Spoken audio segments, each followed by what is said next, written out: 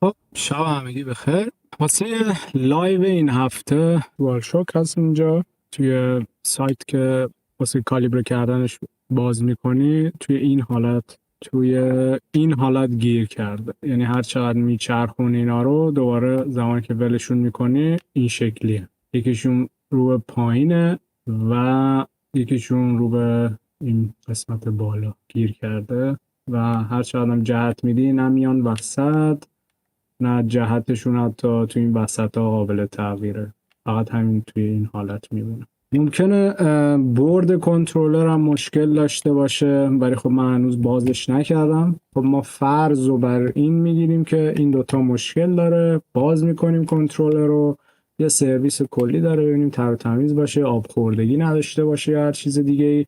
بعد این دوتا رو عوض میکنیم در وهله اول و بعد از اینکه عوضش کردیم تستش میکنیم، کالیبرش میکنیم اگه نیاز داشته باشه. خب بدون معطلی اولین کار که 4 تا پیچ این پشته، دیگه پیچ ها مثل کنترلر دوال سنس این زیر نیستن یا زیر اون قاب پلاستیکی، همین 4 تا پیچ همین پشت 4 سو. اینا رو باز میکنم. این 4 تا پیچ رو اول باز میکنیم.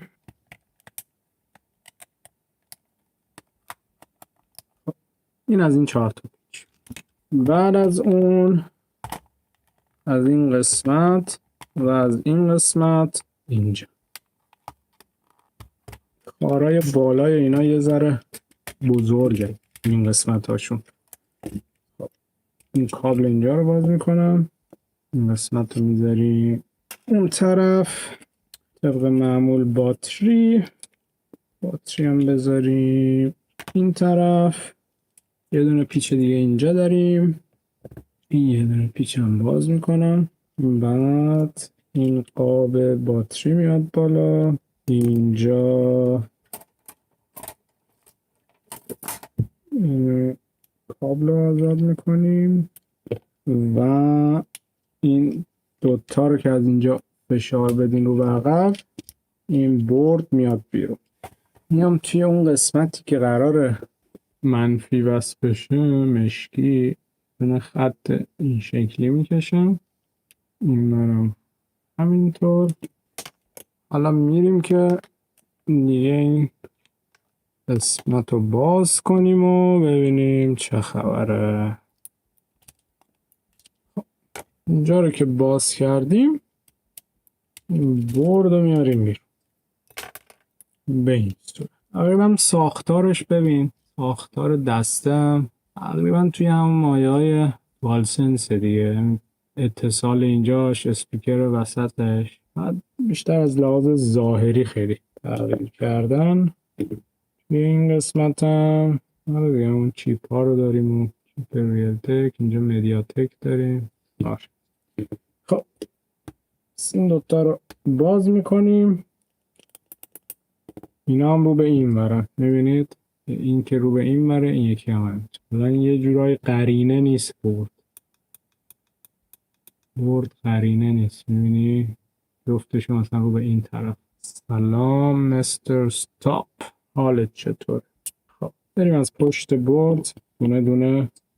خب بریم دونه دونه این قلعه ها رو خواهش میکنم دیکته کنم. ببینم وضعیت قلعه هاش. بله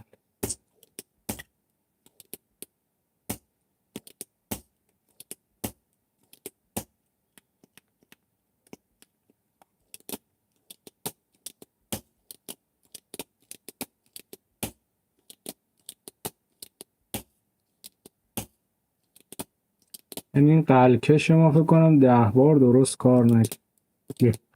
این وای نمیست، اینو میاری پایین، وای نمیست.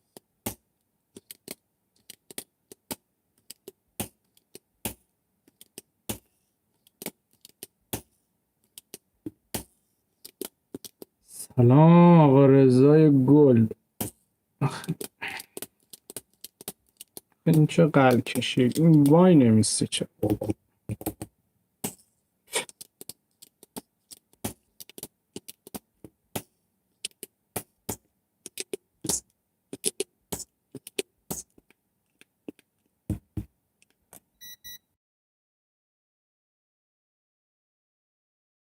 لایک کنید بچه، ویدیو رو لایک کنید که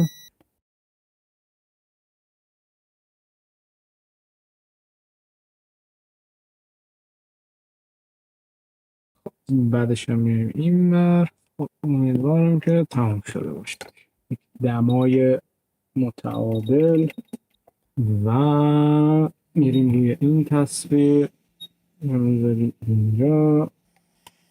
این هست.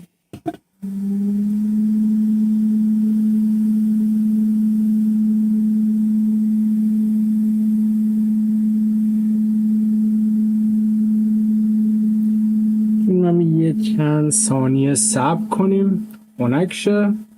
بعد از اینکه خنک شد ما دوباره به کارمون ادامه میدیم.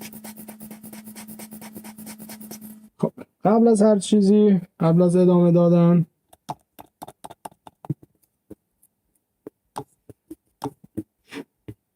بچه اگه زمانی که میبینید دارین با این قلکشتون کار میکنید قلعو به خودش خوب نمیگیره، اولین اینو میتونی این قسمت رو خم کنی، این شکلی خمش کن اول، بعد یه ذره قلع به خودش بزن به این صورت. خودش دوم لگین بایستاد یه ذره قلبش بزنی. خب اینجوری یه ذره قلع که بزنی به این قلع و سریعتر و بهتر جمع میکن. امیدوارم که فقط مشکل از حال افکتش باشه که چیپش خراب نباشه. خب حالا میام این دوتا حال افکتمون رو این شکلی میذاریم اینجا. از پشت همه پایه ها رو چک میکنیم که اومده باشن بیرون. بعضی وقتا این پایه ها ممکنه خم شن و اون ور برد گیر کنن.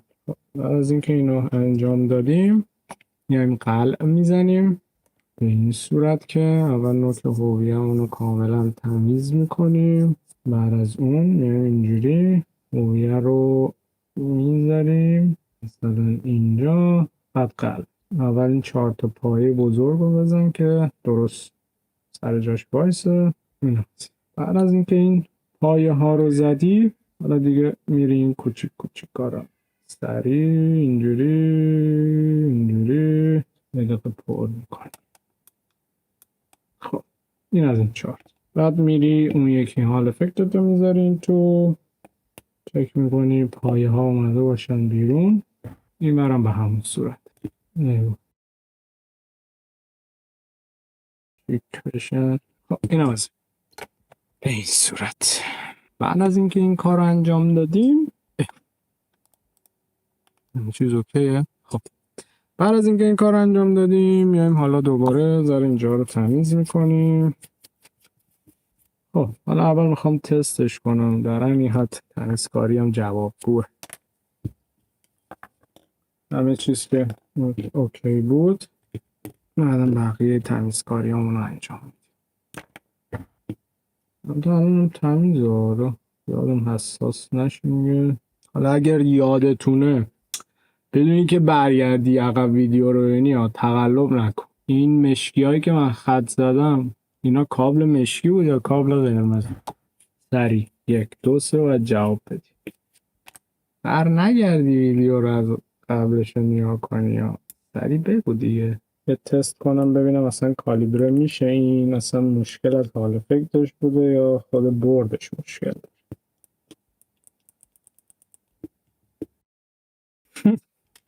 حالا فعلا کاری با این دوتا نداریم.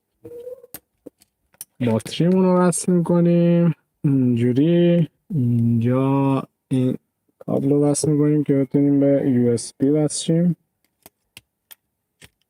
دقیقا همون جوری عین قبلش همین مشکل بود، هیچ تغییری هم نکرد، همون شکلیه دقیقا. حالا کار نداریم. حالا دیدیم که کلا روش باز کردن این کنترلر چجوریه، حال افکت گذاشتن روش چجوریه و کالیبره کردن هم که توی ویدیوهای قبلی دیدیم. آره به این نتیجه میرسیم که این کنترلر مشکل دیگه ای داره. دمتون گرم، شبتون خوش، هفته خوبی داشته باشین، موفق، لب خندان، اتفاقای خوب واسه همه بیفته. دمتون گرم بچه‌ها، شبتون بخیر تا هفته بعد.